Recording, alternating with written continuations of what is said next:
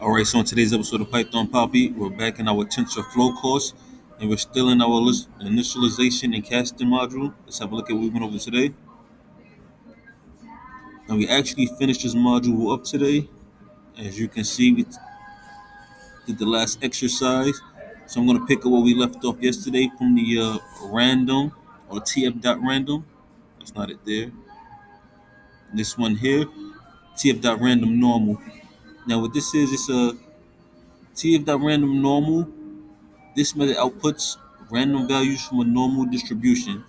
So if you see here that we have a 2D, and if we print this out here, we would get back these numbers here. So what we got back is we got back three sets of two tensors. So this is our first set, this is our second set, and this is our third set. So that's how it works with the TF dot normal random. How many ever numbers we have here or elements we have here inside of our tensor determines the output of numbers we get. So since we had the three sets of two, that's how many random numbers we got back. We got back three sets of two random numbers. And they're floats. That's why you see that they look weird like that 0.1 and the 1.6. They're floating numbers. They're not integers. Integers are whole numbers. So that's that. Also, we went over the TF.random uniform.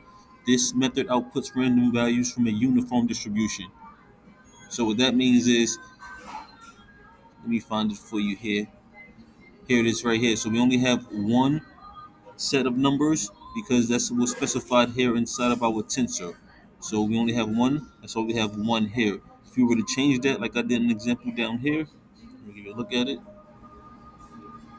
We have three, the number three in our elements up here inside of our tensor. So we got back three numbers. And again, they're all still floats.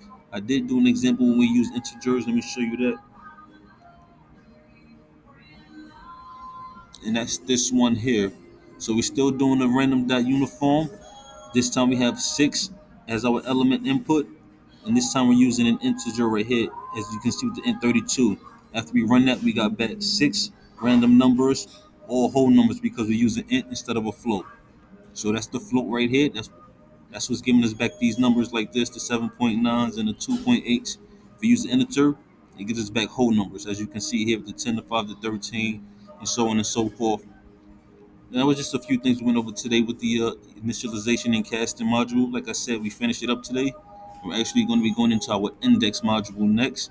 That's going to be this one here. So I'll keep you guys updated and posted on that one. But for now, this was the Python Poppy. You guys stay Gucci.